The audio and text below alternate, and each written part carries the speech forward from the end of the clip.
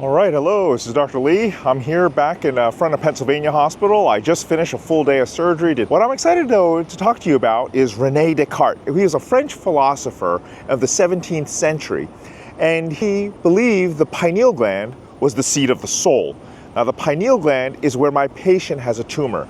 She's got this large meningioma that's been growing. It's causing compression of her brain, and it's causing symptoms. Now, why did Renee Descartes think the pineal gland was the seat of the soul? You know, he felt that there were many paired structures in the brain. There's two hemispheres, there's two lateral ventricles, there's two amygdalas, two thalami. But this structure that looks like a pine cone, which is why they call it the pineal gland, this little structure he felt was the only unpaired structure in the brain, and in his philosophical method, he felt this was the seat of the soul. Does my patient have trouble with her soul? Is she having soul-searching dilemmas? I don't think so, but let's hear. Now, the pineal gland is also responsible for one other thing. Well, we in modern society believe that it secretes melatonin. We believe it's connected to your eye and the suprachiasmatic nucleus. And so in some respects, it's responsible for diurnal rhythm and your circadian rhythm. And so it has some influence on your sleep-wake cycle. So, second question, does my patient have symptoms related to her sleep-wake cycle? Stay tuned.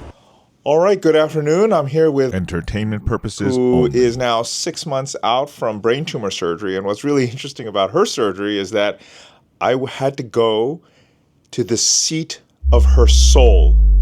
Renee Descartes, a philosopher from many centuries ago, described the pineal region as the seat of the soul. And there's not a lot of people that I get to go to their seat of their soul except for you. And I thought I would have you describe what symptoms you're having. Oh, the weird thing about it was I wasn't slowly losing my balance over time. Mm-hmm. This was sudden. All of a sudden, I'm like, what is going on? I'm trying to walk, just walk in the kitchen or whatever and go back and forth. And I just felt like it felt awful, uneasy and unbalanced. And you said you felt like you were being pushed forward. Yes, that's what it time. felt like. And so I heard that could be a symptom of Parkinson's. And so I thought I had that for a while. I was just reading up on that, trying to figure out, I have Parkinson's now. So I never suspected a tumor, never. Oh, and I just remembered, too, I was getting lost in, we'd go to a restaurant, and I'd go up to say if it was to the bathroom or whatever, couldn't find the table. The way back, yeah. That happened that a is lot. dramatic. Or one time she actually went and sat at the wrong table. Yeah. Wow. That was happening, and that stopped.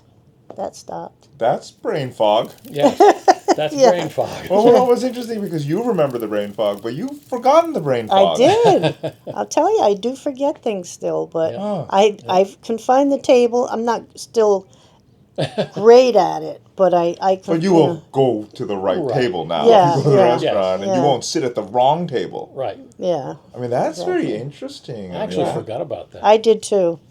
That's the but most dramatic story I've heard. That was one of the the imbalance thing was horrible to me. I didn't even want to live like that if I had to. That's why I'm so grateful too, because it took me a little while at rehab just to, get a little better, and now I feel normal. How did the surgery go? What was the scariest part of the surgery? I have to be honest, I wasn't that scared. I heard so much about you. And I felt like I was in the best hands I could be. And that was it, like that alone. How did you get my name? Oh, well, when they first found the tumor and we were going to the Lancaster one. That was in Lancaster, Lancaster General they sent us to. He looked at it and he said they didn't think they could do much there. They were going to send me to Philadelphia. That there was a specialist, you. Okay. And see if you'd be willing to take it on. Did he say that? Yeah, next thing we know, we're in a transport ambulance going to Philadelphia. Oh, wow. It was right after they found the MRI. And New Year's Eve, we were in Philadelphia. Oh, my God. You did the surgery January 9th. You did the surgery.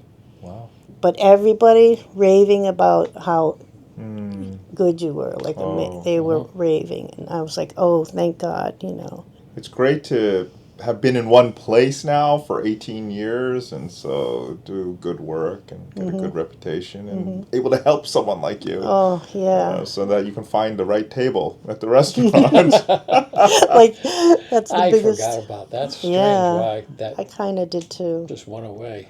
Well, the good news is that it was a meningioma, albeit different grade. So we're going to have to watch it, and we'll get another MRI in 3 months, and I'll see you back, and we'll make some plans from there. Okay. Very All right. good. Whatever Thank you. you say. All right, you're welcome. It's a pleasure. Oh, Okay, thank very you. good. Okay, so my patient did not really have any symptoms that the pineal gland is supposed to affect. So she didn't have some change in consciousness or seat of her soul or soul searching. She also didn't have changes in her circadian rhythm, but what she did describe is this sense of disorientation, not knowing where she is. It reminds me of Oliver Sacks in his book, The Man Who Mistook His Wife for a Hat. It's a parietal lobe dysfunction where this elderly man has a stroke. It's in the parietal lobe. He's accustomed to putting on his hat. He grabs his wife's head and tries to put it on his hat. It's this parietal lobe dysfunction, which can be described in strange ways. That's one issue, and then her gait and imbalance, which is a more physical manifestation. So her symptoms are real, she got better, and this is why I enjoy clinic, this is why I enjoy neurosurgery. It's because I get to explore the inside of people's brains and see how they recover after my intervention. If you're interested, please feel free to like and subscribe.